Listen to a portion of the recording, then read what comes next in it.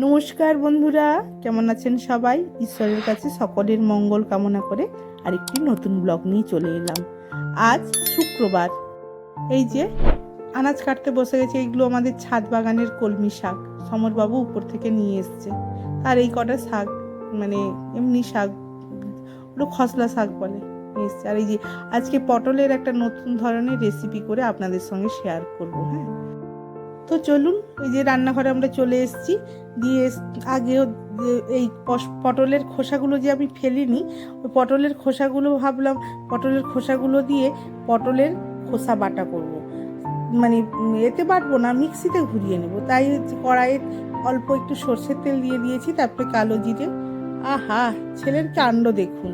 আরে বাবা, আমার ওই মানে মোবাইলের স্ট্যান্ডটা ভেঙে গেছে। ওকে একটু ফোনটা ধরতে বলা হয়েছে ক্যামেরা করার জন্য। ওর বাবাই ধরতো। তো ওর এই যে একটু যেই সর্ষেগুলো দিয়ে দিয়েছি, আর ওতে দিয়ে দিয়েছিলাম একটু কালো সর্ষে আর সাদা সর্ষে। এইগুলো আপনারা যারা খান তারা কাঁচাই যখন ওই পটলের খোসাটা বাটা হবে তার সঙ্গেই দিয়ে খেতে পারেন। কিন্তু আমি আসলে এটাকে একটু ওই কাঁচা সর্ষেটা ওটা খেলে অ্যাসিড হবে বলে ওই জন্য আমি এটা একটু ভেজে নিয়েছিলাম। তো তারপরে অল্প একটু নুন আর চিনি দিয়ে তারপরে একটু জল দিয়ে দিয়েছি। আর এই পাশে আমি আরেকটা কড়াই বসিয়ে দিয়েছি। তাতে ওই যে বললাম না, একটা পটলের নতুন রেসিপি আপনাদের সঙ্গে শেয়ার করব, তাই আগে নিয়ে নিয়েছি সর্ষের তেল। সর্ষের তেলটা গরম হতে পটলগুলো আগে ভেজে নেব। এই দুটো রেসিপি কিন্তু আজকে আমি প্রথম ট্রাই করব। তো এবারে কি কি মশলা দেবো এগুলো তুলে নিয়ে আপনাদের সঙ্গে শেয়ার করব। তো যে আসলে ছেলের এত ভয়, ওর ভাবছে যে ওর গায়ে পড়ে যাবে।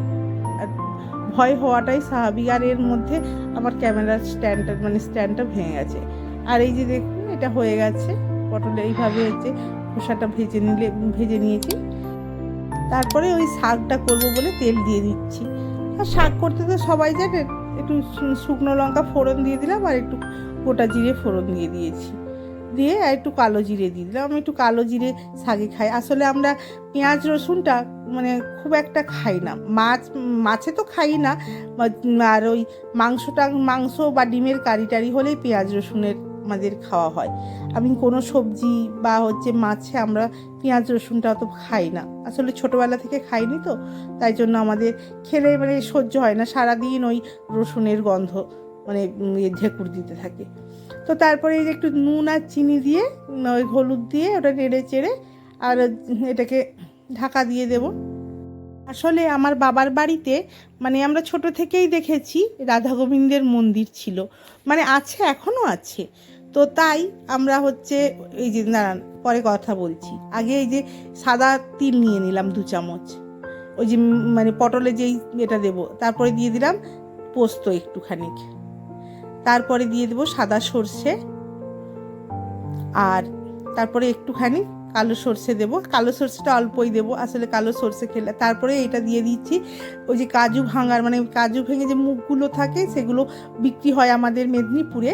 তো আর একটু কাজু আর লঙ্কা দিয়ে ওটাকে শুকনোভাবে ঘুরিয়ে নিয়ে এসেছি মিক্সিতে। তারপরে টমেটো দিয়ে দেবো, আর দিয়ে দেবো এই যে নারকেল কুড়া দিয়ে এটাকে ভালো করে পেস্ট করে নেবো। আর এদিকে আমার দেখুন পটলগুলোও ভাজা হয়ে গেছে।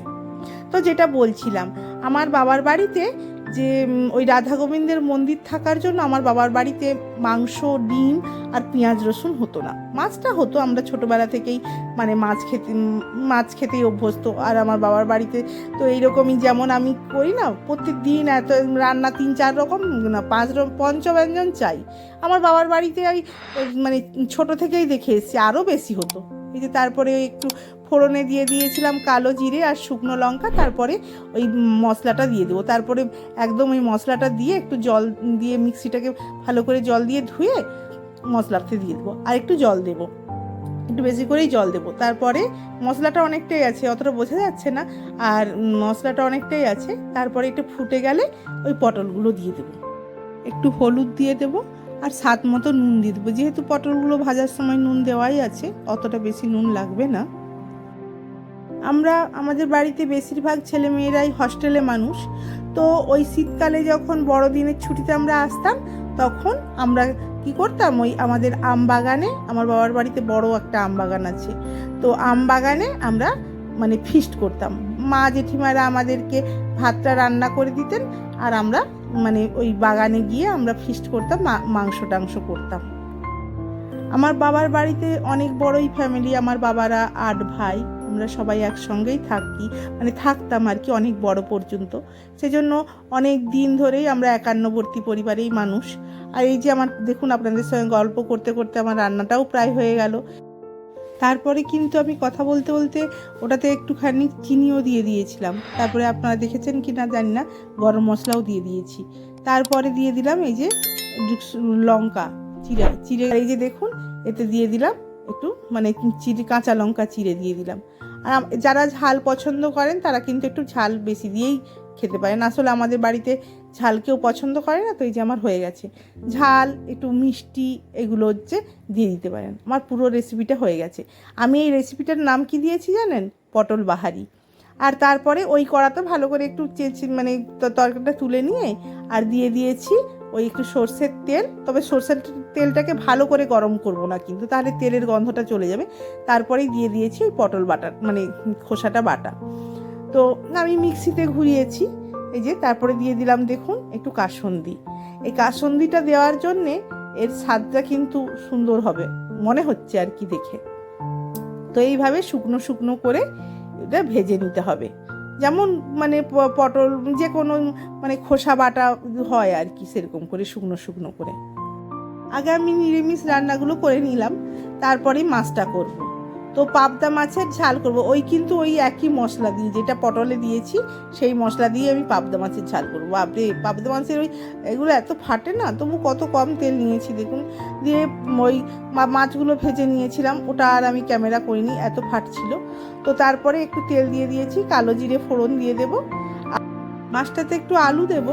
তো আলুগুলো আমি একটু আগে থেকেই হচ্ছে হালকা করে ভাপ দিয়ে রাখি, মানে আমি আলুটাকে আগে গরম জলে ফুটিয়ে নিই, তারপরে ওর যে মানে সাদা কষটা বেরিয়ে যায়, তারপরে ওটাকে আমি মানে করি দিয়ে একটু ভেজে নেব আর কি ওই আলুগুলো। তো আলুগুলো ভেজে নেব। আর মাছটা কিন্তু আমি পটলে যেই মানে মশলাটা দিয়েছি ওই মশলাটা দিয়েই করব, দেখি কেমন লাগে। আর এই যে মাছগুলো তো ভেজে রেখেইছি। তো আমি আগে তো নুন হলুদ দিয়ে আলুটা যে কষিয়ে নিয়েছি, আর এক্সট্রা করে কোনো টমেটো দেব না, যেহেতু আমি ওই মশলাটাতেই টমেটো দিয়ে দিয়েছিলাম। এই যে তারপর ভাজা হয়ে যেতে ওই মশলাটা দিয়ে দিয়েছি। তো মশলাটা দিয়ে আবার কে বলুন তো শিলনোড়া পেতে আবার মশলা বাড়তে যাবে। আমার অল্প মশলা তো, ওইটুকু 3 জনের মাছ করব, তো এমন আর কত মশলা লাগবে, ওই জন্য আর শিলনোড়াতে কোনো করিনি, মশলা বাটিনি। তো তারপরে একটু জল দিয়ে দিলাম, ফুটলে মাছটা দিয়ে দেবো, কয়েকটা কাঁচা লঙ্কা চিরেও দিয়ে দেব। তারপরে যে এই মাছটা হয়ে গেলেই আমার রান্না শেষ। তো আপনাদের সঙ্গে অনেক কথাই শেয়ার করলাম। এই ঝোলটা ফুটে গেছে, তারপরে এই যে মাছটা দিয়ে একটুখানি মানে চাপা দিয়ে রেখে দেবো, তাহলে আমার রান্না কমপ্লিট। তো সমরবাবু খেয়ে যাবে। আজকে তো সমরবাবু এক্সাইটেড, 2টো নতুন রেসিপি করা হয়েছে বাড়িতে, ও খেতে খুব ভালোবাসে। তো চলুন দেখা যাক ও খেতে বসে কি বলে। ঢাকা দিয়ে মাছটাকে আর একটু ফুটিয়ে নেব, মানে একটু শুকনো শুকনো করবো আর কি। তো এই যে তো আমার রান্না কমপ্লিট হয়ে গেছে। এই যে সমরবাবুকে সাজিয়ে গুছিয়ে একদম খেতে দিয়ে দিয়েছি। এইরকম করে সাজিয়ে গুছিয়ে খেতে দিলে এরা সবাই খুব খুশি হয়। আমারও এরকম সাজিয়ে গুছিয়ে খেতে দিতেও ভালো লাগে, খেতেও ভালো লাগে। আমাদের প্রত্যেক দিন একটু সাজিয়ে গুছিয়েই খাওয়া হয়। খেয়ে দেখো কেমন লাগছে সেটা বলো।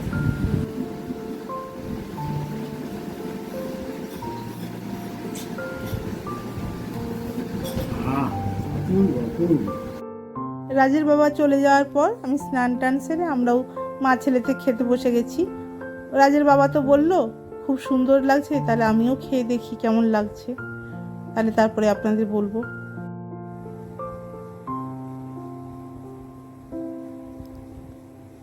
সত্যিই সুন্দর লাগছে, আপনারাও এরকম করে খেয়ে দেখবেন, সত্যিই সুন্দর লাগছে। তো চলুন আজকের ব্লগটা আমি এখানেই শেষ করছি। তো যদি ভালো লেগে থাকে তাহলে প্লিজ একটা লাইক করে দেবেন, আমার চ্যানেলটিকে সাবস্ক্রাইব করে শেয়ার করে দেবেন। যারা ফেসবুক থেকে দেখছেন তারা আমার পেজটিকে ফলো করে দেবেন, আর ছোট্ট করে একটা কমেন্ট করে জানিয়ে যাবেন। সবাই সুস্থ থাকবেন, ভালো থাকবেন। ঈশ্বর আপনাদের মঙ্গল করুন।